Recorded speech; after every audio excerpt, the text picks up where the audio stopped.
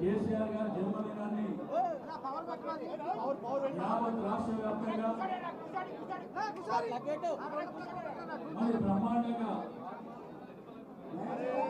కూర్చుంటే కెమెరా కనిపిస్తే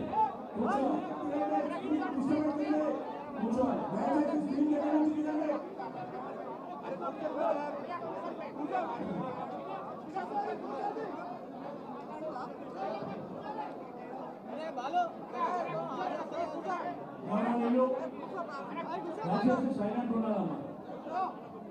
గౌరవ మన ప్రత్యేక అతిథి అయినటువంటి అన్న హరీష్ అన్న గారిని మాట్లాడవలసిందిగా కోరుతాం. జై తెలంగాణ, జై తెలంగాణ. హ్యాపీ బర్త్డే టు గౌరవనీయులు సభాధ్యక్షత వహిస్తున్న అన్న మాజీ మంత్రివర్యులు మన హైదరాబాద్ టైగర్ తలసాని శ్రీనివాస్ యాదవ్ గారికి, గౌరవనీయులు మన పార్టీ వర్కింగ్ ప్రెసిడెంట్ ఆత్మీయులు కేటీఆర్ గారికి,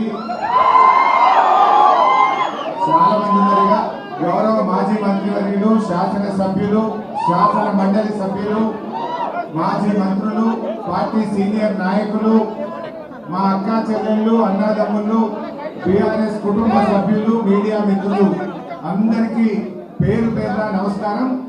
అందరికి కూడా ఈరోజు ఆడియో రావట్లేదా?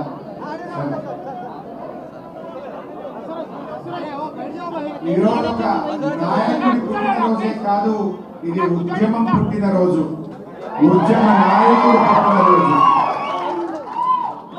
ఇవాళ మనం తెలంగాణ రాష్ట్రంలో స్వేచ్ఛ వాయువులు పీలిస్తూ ఆత్మ గౌరవంతో ఈ జాతి బతుకుతుందంటే దానికి ఒకే ఒక్కడు మన కేసీఆర్ కారణ జంతుడు.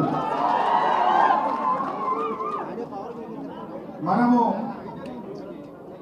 మహాభారతంలో ఉంటాం.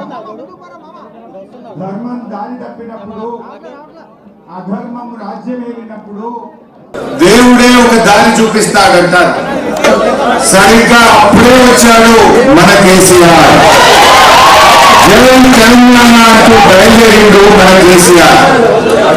ఆ రోజు శాసనసభలో తెలంగాణ అనే పదవి నిషేధించబడ్డది. ఈ జాతి ఆత్మ గౌరవాన్ని రూపుమాపే కుట్రలు జరిగినాయి. అసలు నీది ఏ ప్రాంతము అంటే నాది తెలంగాణ అని చెప్పుకోని పరిస్థితుల్లో ఈ తెలంగాణ ప్రాంతం నెట్టివేయబడ్డది.